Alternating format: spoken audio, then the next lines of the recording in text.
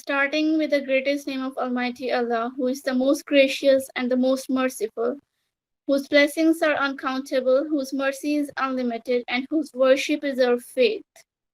Assalamu alaikum and a very good evening to all of you. This is Rafia Qureshi, your host for today's session. I'm a student of BS International Relations at NUML, and I'm also the member of the team Daydreamers.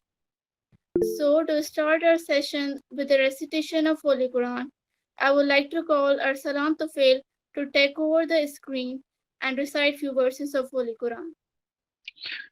أعوذ بالله من الشيطان الرجيم بسم الله الرحمن الرحيم تبت يدا أبي لهب وتب ما أغنى عنه ماله وما قصب سيصلى نارا ذات لهب وامرأته حمالة الحطب في جيدها حبل من مسد صدق الله العظيم. Jazakallah. So, I again warmly welcome you all here on this session organized by the team Daydreamers. Today we have a book review session, but let me first introduce you all with what the Daydreamers is. It is a platform initiated by the students of International Relations at NUML in order to polish the reading, speaking, and debating skills of the students. The sessions organized by the Daydreamers include open talk deliberations, book review sessions, debates, and many other related to enlighten students with the knowledge. So, today we have a book review session. I would like to tell you all that the book for our today's session is A Thousand Splendid Suns. It is written by a very well-known author, Khaled Hosseini. In this book, author has given the outlook of a war-torn Afghanistan. So, to tell us more about this and to enlighten us with how the author is portrayed this condition of Afghanistan in his book, we will have Areesha Manzoor as our speaker.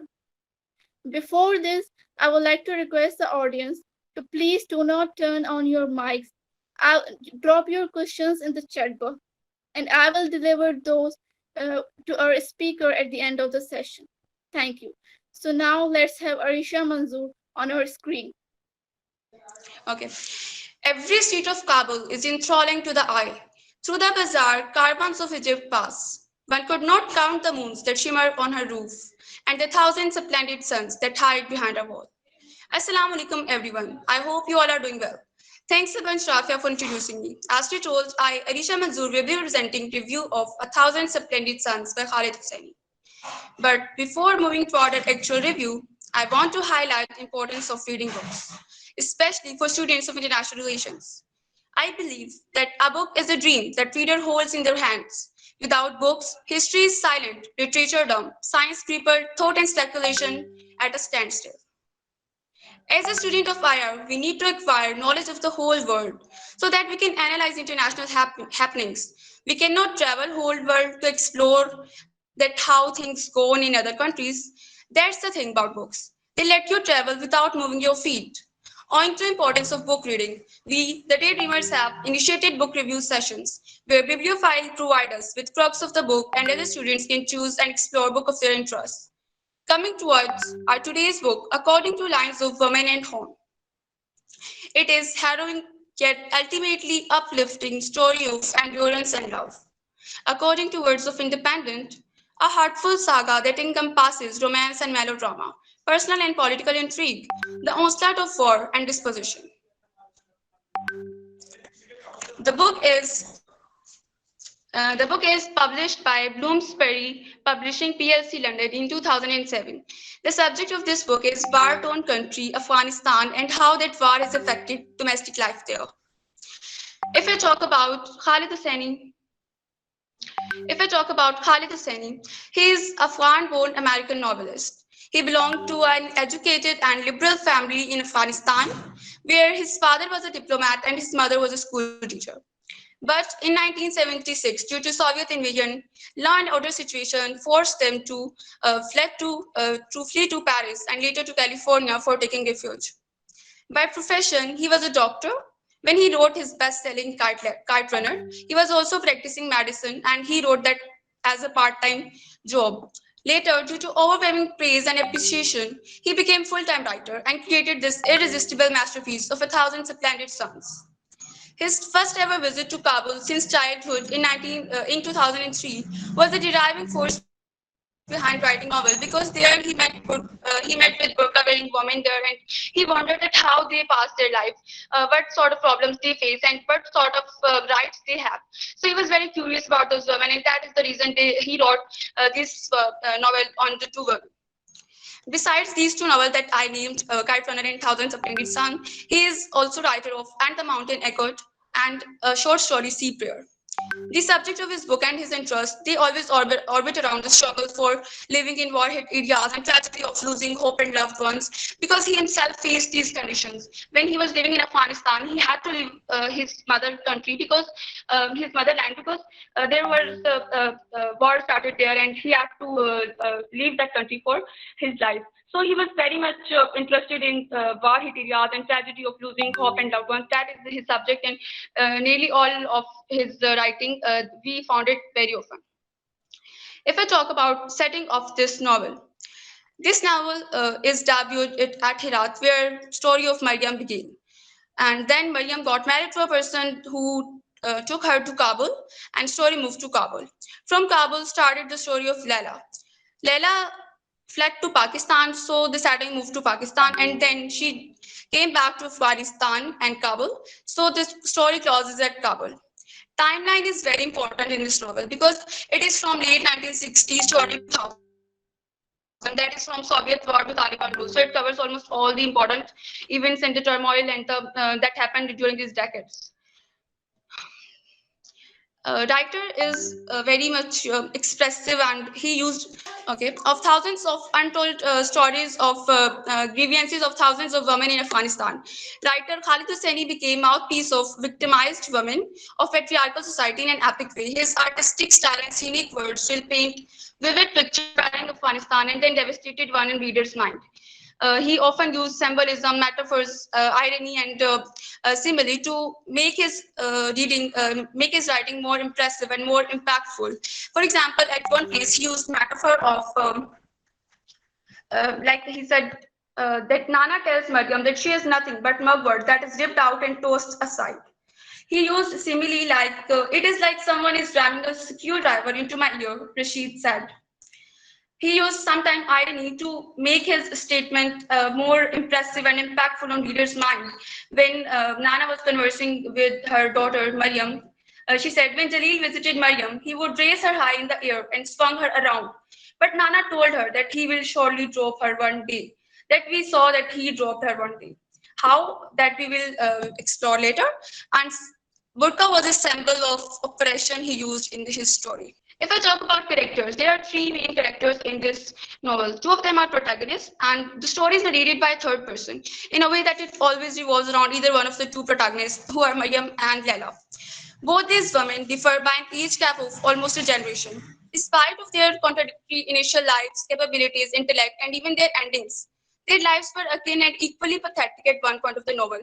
Like we will feel equal sympathy for both of them at one point of the novel. And the character of antagonist, that is Rashid, it is very significant because he was a miserable and abusive person, but he was himself product of those brutal circumstances that he faced in his life. Because he lost his wife and son, that is the reason that made him more cruel toward others.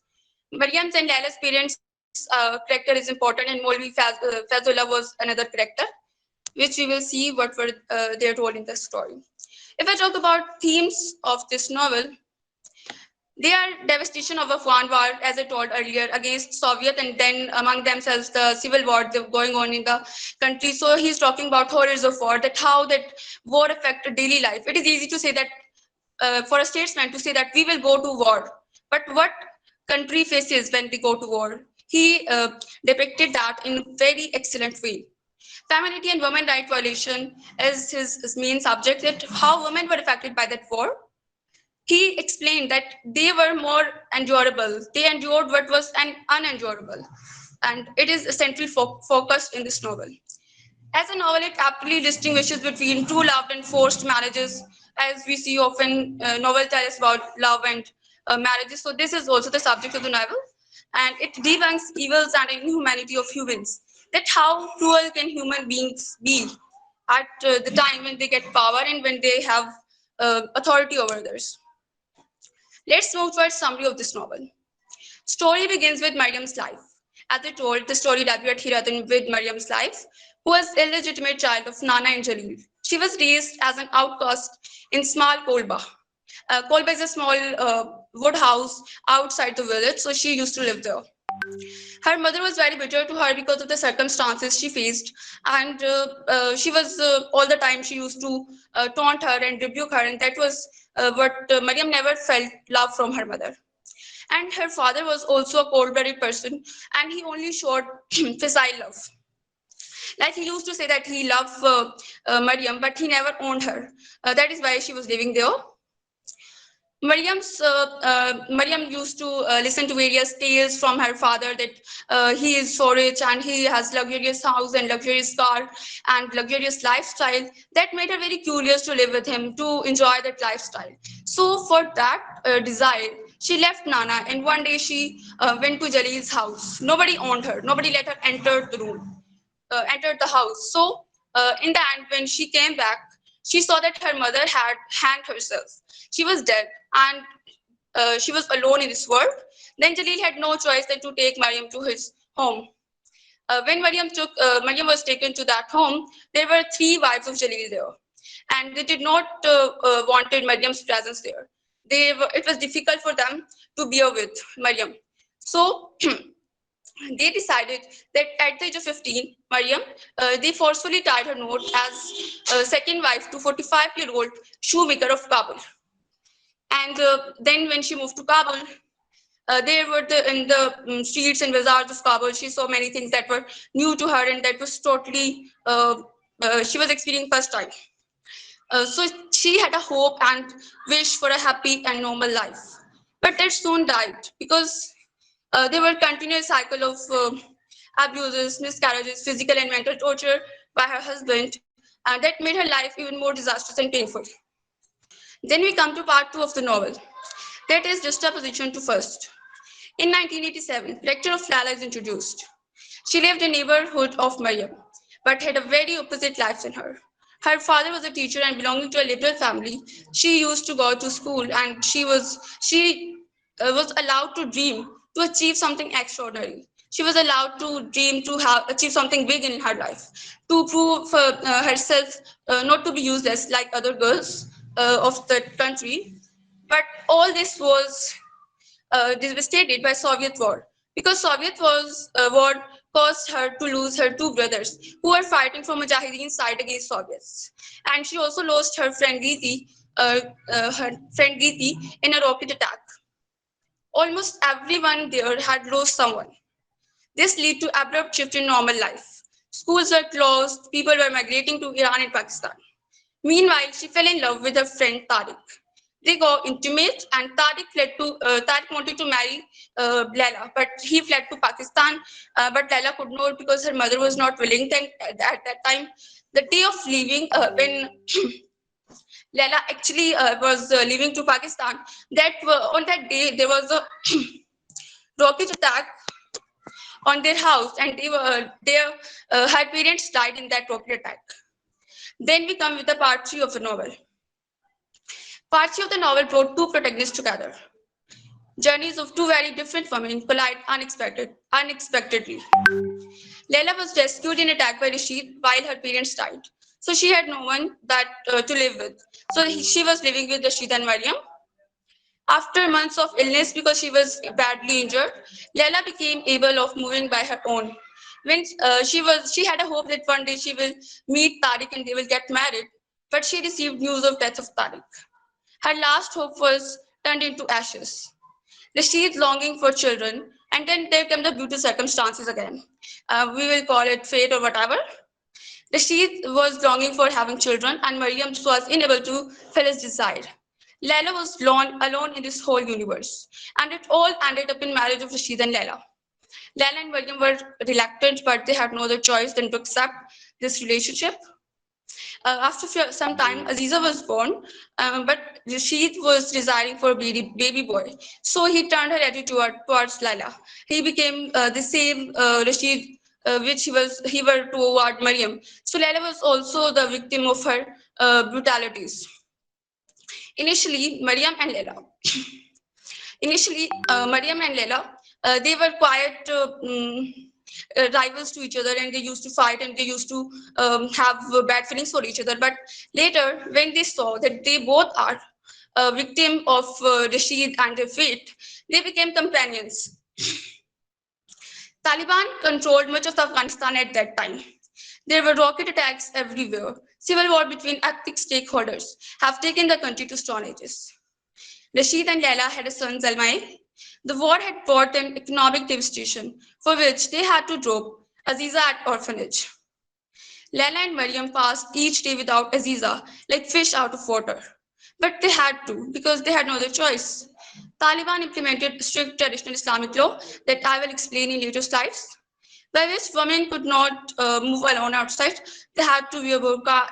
So all these circumstances brought despair, agony, misery, poverty, and disunion.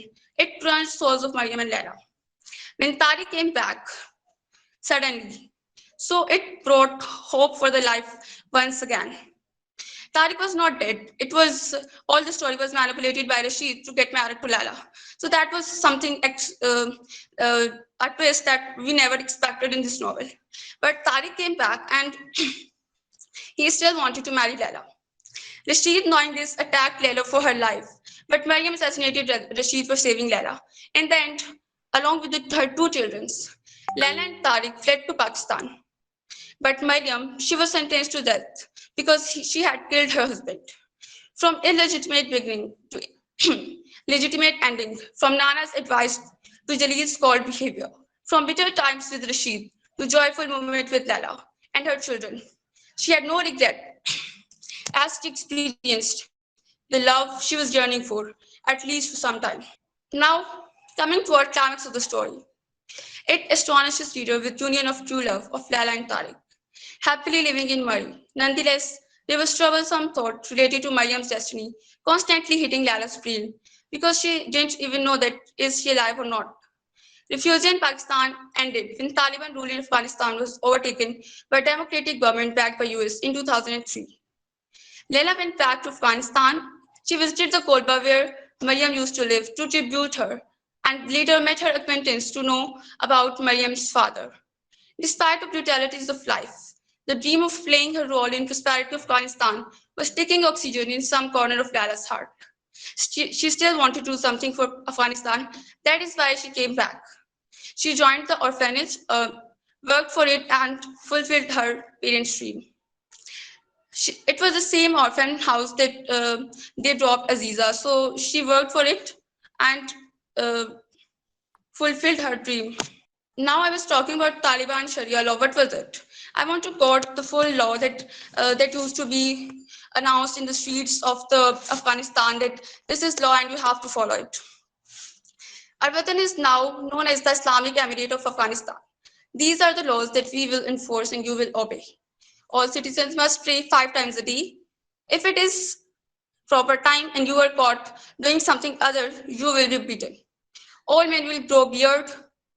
Singing is forbidden, dancing is forbidden, playing cards, playing chess, gambling, and kite flying is forbidden. If I talk about what they implemented on women, you will stay inside your homes at all times. It is not proper for women to wander aimlessly about the streets. If you go outside, you must be accompanied by a mahram, a male relative. If you are caught alone on the street, you will be beaten and sent home. You will not, under any circumstance, show your face. You will cover with burqa when outside. You will not wear charming clothes. You will not speak unless spoken to. You will not make eye contact with men. You will not laugh in the public. You will not paint your nails. Girls are forbidden from attending school. All schools for girls will be closed immediately. Women are forbidden from working. Listen well. Obey Allah Akbar. So Allah Akbar shows that they were thinking that this is pure Islamic law and which they are implementing in the country. If I talk about crux of the novel, it is that political, national, and international events are aptly coded to domestic life with stories of Afghan families whose sufferings, pain, loss, and grievances are heartbreaking. Stakeholders in Afghanistan and militants, so-called jihadis, they claim to build peaceful and Islamic society, but they brought nothing but desolation, the immeasurable extent of all those who endured, women, children, and minorities faced worst. Afghan women's hope of equality and participation in nation building burnt into ashes with this instability in the country. Heavy bombing, political and economic instability lead to violation of basic rights of women, including rights of life, health facilities, education, and movement, pushing them back to stone ages, even far from that. Physical and mental abuse, disrespectful and helpless life, like prisoners, make them feel and accept themselves as creepy creatures who are useless, purposeless, and aimless. Despite all these barbarities, motherhood is the most dominant and passionate emotion and driving force for women to survive all atrocities valiantly. If I talk about my analysis on this novel, from this novel, I can analyze culture of Afghanistan to be highly misogynist, where Sharia and Parda concepts are manipulated by local stakeholders to subjugate women and to subjugate other ethnic groups. They did this by violence and extreme rules, education, medical facilities, and social and political life. It is considered as luxurious for women. They are not allowed to have political opinion. Rather, it is far away. They don't even are allowed to have personal opinion. They don't even allowed to get married by their own choice, to study, to work, to do anything. So it was highly oppressing for women. Thousands of women are passing through the same vicious cycle of childhood marriages, abuse, forced marriages, oppression, and honor killing. If we talk about politics, so I think I analyzed it that it is due to various ethnic groups there and due to number of stakeholders for power, all using weapon of subjugating public in violence. There is a power vacuum, and whenever there is a power vacuum, either it is filled by inside of the country or outside, it destabilizes the country. The Mujahideen or Taliban and their presence there was not less than a nightmare to people, especially women. If I talk about conclusion or my takeaways from this novel, after reading and analyzing this novel, I can conclude that destructions and horrors caused by war are always unavoidable. Power vacuum is whenever it is tried to filled by multi stakeholders or number of people, then it always lead to destabilization. Taliban manipulated Islamic laws and Sharia concept by mixing it with their traditional law and even inventing some few laws for themselves. And it resulted in strict and unacceptable law for everyone, even unimplementable. But they tried to implement it at all costs. I suggest there should be some neutral body, some democratic government or moderate Sharia law can reduce further grievances. I've taken some quotations from this novel that I personally liked. Of all the hardships a person had to face, none was more punishing than the simple act of waiting. This was written in the novel when Maryam used to wait for her father for a visit of Jalil, who visited only once in a week. Then is like a compass facing north. A man's accusing finger always finds a woman. Always you remember that, Maryam? This was the advice that Nana gave to her daughter, Maryam. And it was something that she always held in her heart until death. Next is a society has no chance of success if its women are uneducated. This was the advice of a liberal father, Lala's father to Lala, that if you are not educated, then society cannot change, and that is why she was allowed to attend school. Then there comes another quotation, a woman who will be like a rock in a riverbed, enduring without complaint. Her grace not sullied, but shaped by the turbulence that washes over her. And this is the story of every Afghan woman. They endured it without complaint and silently. So another one is tell your secrets to the wind, but don't blame it for telling the trees. Next one is I'm sorry, Lala says, marveling at how every Afghan story is marked by death and loss and unimaginable grief. And yet she sees people find a way to survive and to go on. This is, you can say, in a nutshell, what novel tells us that every Afghan story is marked by death and loss. and unimaginable grief, and yet she sees people find a way to survive and go on. Afghan people find a way to survive. They went on, they did not stop.